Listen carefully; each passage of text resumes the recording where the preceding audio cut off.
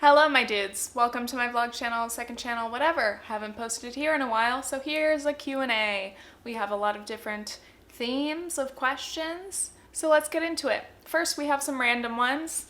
Someone asked if I'm still subscribed to Nuuly, and no, I'm currently not. When the pandemic started, I didn't feel comfortable renting clothing. Even though they have said that they clean and sanitize all the clothes, I still was like, well, also I couldn't really justify it because I was staying indoors all the time. Someone asked my favorite artists or bands, what music do you listen to? Based on my annual Spotify Wrapped things, my top artists from the last few years include Modest Mouse, The Shins, Dirty Projectors, Lana Del Rey. In recent years, I have loved Harry Styles' solo music. I love Marina. My friend Haley Blay makes fantastic music. She actually just came out with a new song a few days ago and another one recently. Check her out if you haven't. But if you want to see my Spotify, that has all the things. As a kid, what career did you want for the future? When I was like 5, I wanted to be a pop star because that was Britney Spears' era. And then I realized I can't really sing. And then through probably elementary school, I wanted to be a teacher. Got a few questions about non-commentary channels that I like. Someone asked, do you watch any beauty or travel YouTubers? So I'll give you a few. At first I thought I watched mostly commentary, but I do watch a good number of non-commentary channels as well. Anyway, Carrie Dayton, Sierra Schultze, they do body positive, fashion and lifestyle kind of content mostly. Hannah Witten makes really great sex education videos, and she talks about her stoma and health things, and she talks about books, and Hannah's wonderful. Travel YouTubers, I watch currently Hannah. She is hilarious and very insightful. She is currently living in Japan. She creates beautiful videos, but she also talks about travel influencers, and she is critical of, the ways that a lot of them tend to perpetuate really harmful habits or are just complete BS, blue ass water. So she's great. For travel stuff, I also watch Damon Dominique. He's in Paris, and also The Purple Palace. She is also living in Paris as well for some French content. And one more frickin' Hannah for the list would be Hannah from Smoky Glow. I think she's one of the few beauty channels that I watch, but I mostly watch her commentary videos, so that might not even be a fair one. How could I forget? Ask a Mortician. Caitlin is wonderful, death positive. Her videos are so informative and funny and make you not terrified of death. So that's fun. Yeah, just watching this back, realize this list is extremely white. A lot of the commentary that I watch are Black creators, POC creators, but for some reason in other genres. Maybe I need new recommendations. If you have these types of content creators to recommend, please do. I need to widen my horizons. Always stay aware of the content you're watching because you're going to be served up more of that. Then we have finances. You guys were wondering if I had a debt-free update or my debt payoff journey update. And yes, I do have updates. I had wanted to talk about this a few months ago, but I also think it's difficult to talk about finances during this pandemic because I wanted to be sensitive considering the fact that so many people are struggling financially, losing their jobs. So I didn't think it was a good time to be like, hey, I've paid off things. It's like, okay, great. But also the coronavirus and this whole quarantine situation really made me reassess my financial priorities. And I thought that I had them pretty straight because like all of last year, my main plan was pay off all my student loans. I paid off all my credit cards, and I was putting an emergency fund on the back burner because I was like, well, I can just keep adding like a couple $100s a month and it'll grow over time. I'd rather pay my debt off really quickly. But as soon as the lockdown started, I was like, oh my God, what would I do if, I don't know, my sponsors that I've done work for don't pay me? Like, what if that money that I'm counting on doesn't come in? What if YouTube's ad revenue drops and my income goes way down? I think ad revenue, like CPMs, have gone down. But yeah, luckily all of my sponsors have still continued to pay me, and I've still been getting offers for current and future sponsorships. But at that time, at the beginning of quarantine, I probably only had maybe close to $1,000 in my emergency fund, and that's when I really realized how scary that is. So since quarantine started, I haven't been paying my student loans anymore, and my balance was about at only 7-ish thousand left. 7,000! I'm only down to my subsidized loans. So when the quarantine started and the government put a pause on all student loan payments, I was like, okay, there's no reason for me to be paying this, even just the minimums, and they're subsidized anyway. So I've gone full steam ahead in building up my emergency fund, which I was able to do. I now have 3 months fully funded and additional savings. And the crazy thing is now I have a positive net worth. That was a very exciting revelation recently. It's strange because I really wanted to pay off my debt so I could say I'm debt free. But when you look at net worth, I feel like that's almost a better way to look at it, because I would much rather, especially right now, have money in a savings account, liquid money that I can access if I need it, than put all of that $7,000 to debt but not have enough money saved. So I don't know when, I feel like I'm still going to be tempted to pay off my student loans definitely quicker. I'm not just going to keep paying the minimum, but like 95% of all of my extra money is going to savings, which feels very nice. This is like the first time ever that I've had significant savings, and it's very interesting. It's good. I mean, yeah, I don't know. The last thing is my retirement fund. I had been meaning to start my Roth IRA this year, and I would like to fully invest in that. I think the max is around $6,000 per year. So that's still on my list, but I feel weird now because I almost feel scared. Like, again, I want to keep that money liquid. I don't want to invest my money in any accounts or to pay off debt that I might need that money later, you know? So I feel like I'm getting a little nervous, but I think I just have to keep building up my savings and remind myself that I have my emergency fund, and you know, that's a great comforting thing. And I can still put portions of my money toward that student loan payoff and toward my retirement, because retirement's very important even right now when everything's so uncertain and it seems like the world's is ending. I think it's still a good idea to invest, save for your own retirement. Finally, moving on to lots of questions about education and college. First question being, what did I study in college? I am currently studying because I graduate with my bachelor's degree in December, but I am a media studies major, and that's that. Thought I had more to say. Somebody asked, how are you handling uni courses in the middle of a pandemic? And does online only or distance learning for your final semester scare you? It's been weird to readjust to online classes. I actually don't hate it, and I'm still waiting to hear if our classes in the fall will be in person or online, and I'm honestly betting and hoping for online because frankly I don't want to do the commute. And the way that I picked my classes, I was imagining doing them online. It's like Monday through Friday, one morning class a day. And it would be very inconvenient if I had to actually commute to school and back every day of the week just for one class. But yeah, we still haven't heard about fall semester yet, so who knows? It doesn't really scare me. I think the workload's gonna be pretty difficult this fall because they're all of my last like major requirement classes. So they're all media, and then I have not a minor, but kind of a minor in film. So then I have a few more film classes as well. So I just don't have any more like easy classes left. I should have thought about that, but it's okay. We can have one busy semester and just knock it out. And then I got a question, best and worst memories of college. I love this one. Worst memories of college, we'll start with that. Overall, I don't think I've really loved my college experiences. I don't think that the college experience in the traditional sense is something that ever would have satisfied me. I was actually listening to a Nicole Raffi podcast recently. That's another channel I love. Nicole's great. She was just talking about how, yeah, like essentially what people expect out of the typical college experience, like, wasn't what she wanted and doesn't make her happy. And I feel like I'm that same way. I think regardless of which school I went to or wherever I ended up, I still wouldn't be the type to like go out all the time and want to party and be super social, because that's just not who I am.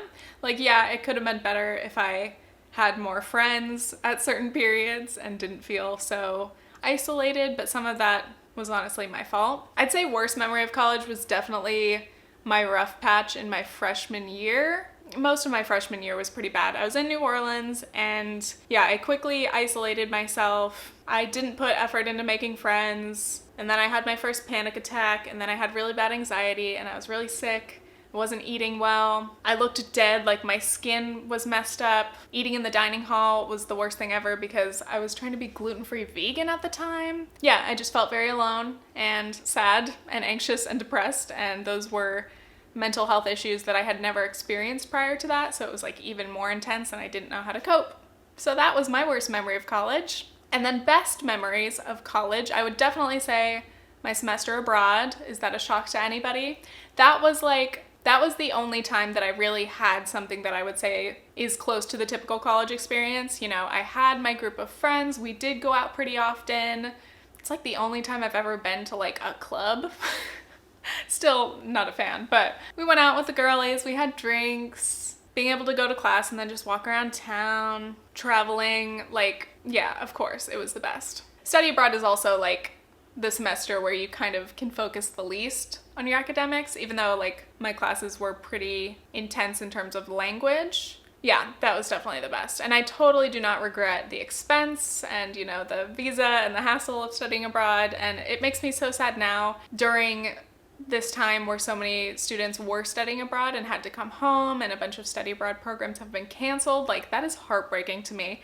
And I cannot imagine how it would feel if I had been 2 or 3 months into my study abroad experience and suddenly had to go home. I would be devastated. So I feel really, really sorry for anyone who has gone through that this year. Best and worst class you've taken. Worst class, I would say, would be my one math class. I took that at Loyola, and the professor just kind of didn't give a fuck because he knew that everyone was just taking it because they needed to. But I hadn't taken a math class at that point for like 2.5 years. So I had forgotten all of my math skills. And again, I was just trying to get through the class, pass it, so that I could have that gen ed requirement marked off. So yeah, that was not fun, nothing enjoyable about that. And I'm glad I never have to think about math again. That was such a relief. And then best class I've taken. I have taken a lot of good classes, and I actually did really enjoy a lot of my classes at Loyola. Loyola is a Jesuit school, and it's very into like social justice, so some of the classes are kind of related to that. But I took a class on human trafficking and modern slavery my first semester, which was so amazing. The professor was awesome. I did an internship with her. I took a class on childhood inequalities. That was also very enlightening.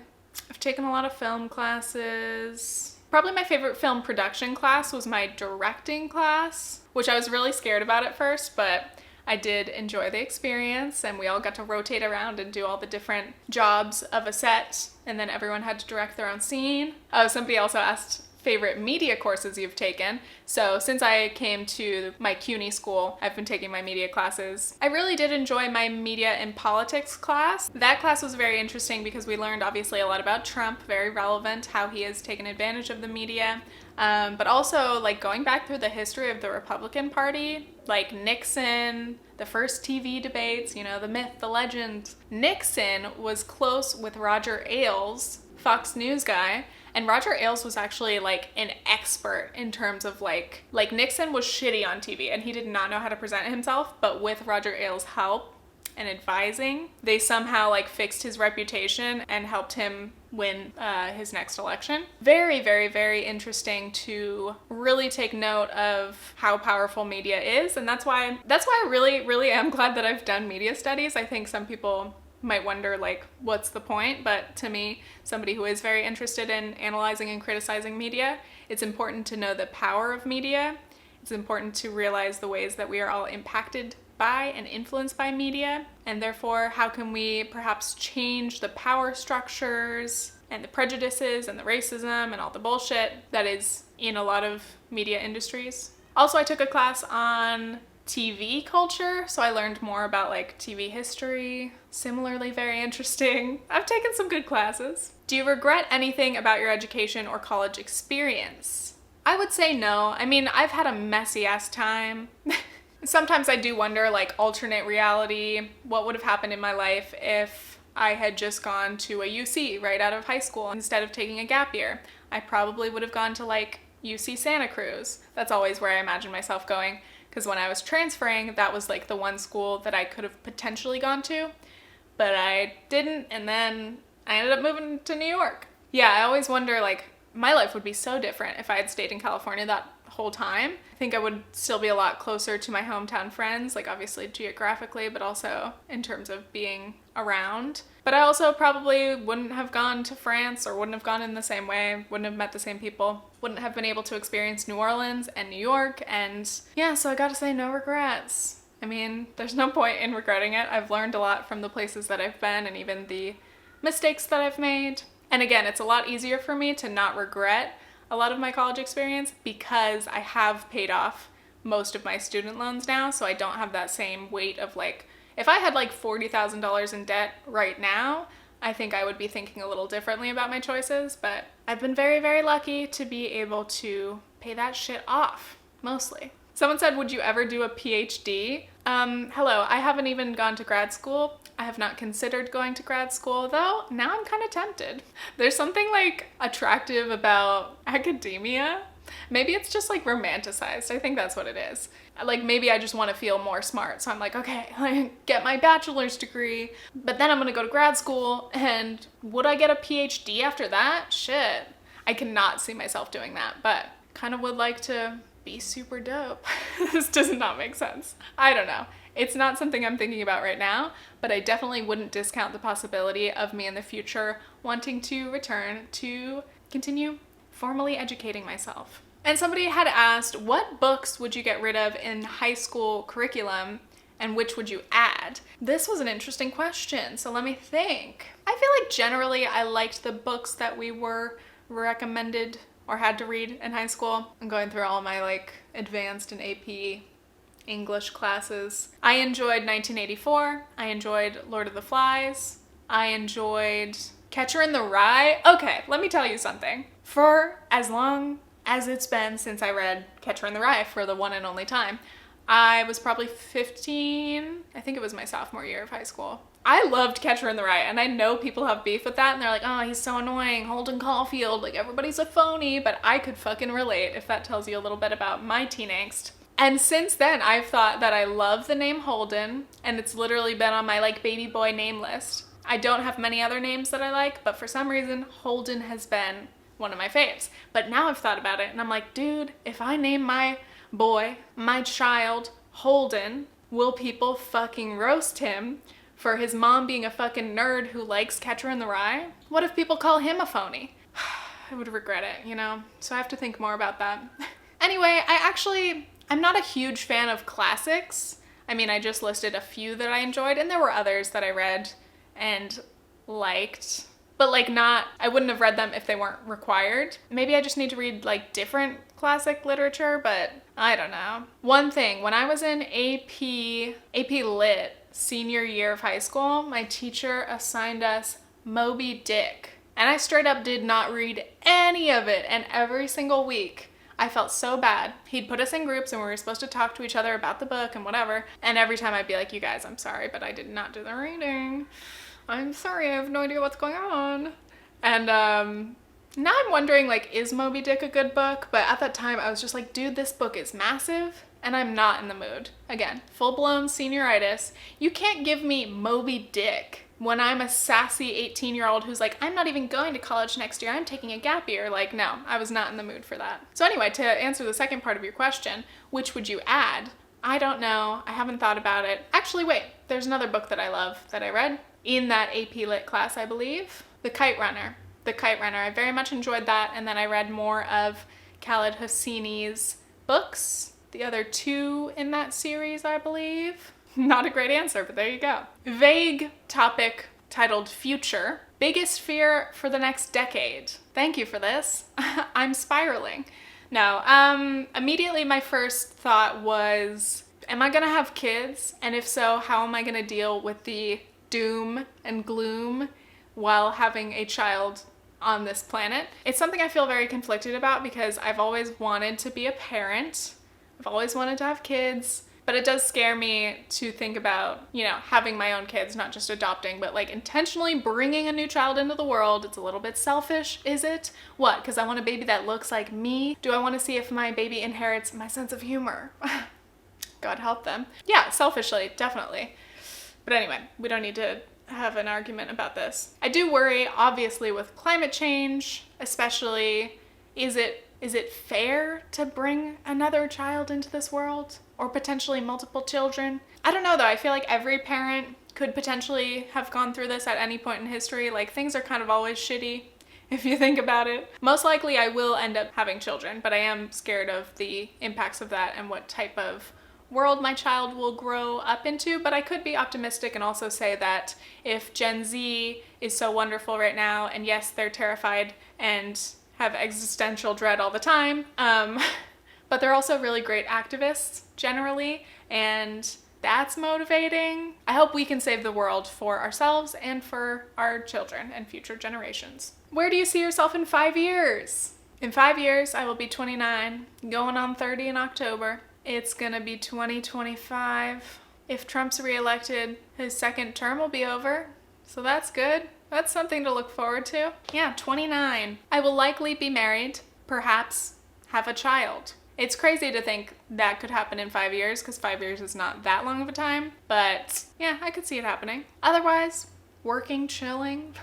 I'm not really the type to visualize much about the future, so I don't know. Love doing a Q&A and giving absolutely shitty, half thought out answers. Next theme is New York related questions. First person asked, has quarantine changed your opinion on living in New York City? And yes, it has. I actually never intended to live in New York City. The way things happened when I met Nathan, the opportunity presented itself to move to New York State. We lived on Long Island and then we moved here to Queens. But I mean, honestly, I'm just not a big city person, hence why we live in Queens and not like Manhattan. Yeah, I don't know. I feel like I'm just more of a fan of like either like a smaller city or a big town, or honestly, I'm a fan of the suburbs, okay? Where I come from, it's like master planned, boring ass communities, but it's very easy to drive. Everything's convenient. Am I spoiled and boring? Maybe. Anyway, obviously I've enjoyed the time that we've spent in New York, and it's, you know, an amazing life opportunity and I'll never forget it. But yeah, quarantine, dude, the beginning of quarantine, Nathan and I were like stocking up on stuff, and my parents were talking to me about like bugging out, like straight up like bunker. You need to have your water, your dehydrated food, weapons in case you need to leave, and in case shit hits the fan and you need to like escape to the forest. I straight up thought that might happen. Glad it hasn't happened yet. Touch wood. But it did make me kind of panic, in the sense that like being in the city, and specifically New York City because it's so dense, just like the thought of having to like try to escape the city and traffic and like bridges and oh my god, the fact that we're on islands is not that appealing to me. I mean, every place has their downsides, but I don't know. It is definitely stressful living in such a dense place during this time where your proximity to other people could potentially threaten your health and well-being.